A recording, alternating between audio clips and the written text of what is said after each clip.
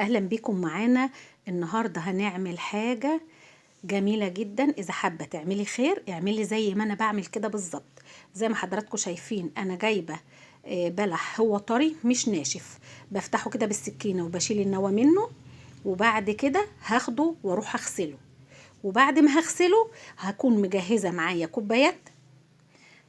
هنا حابه تجيبي كوبايات بلاستيك عشان ما ترجعلكيش تاني براحتك، حابه تعملي في كوبايات من بيتك زي ما تحبي.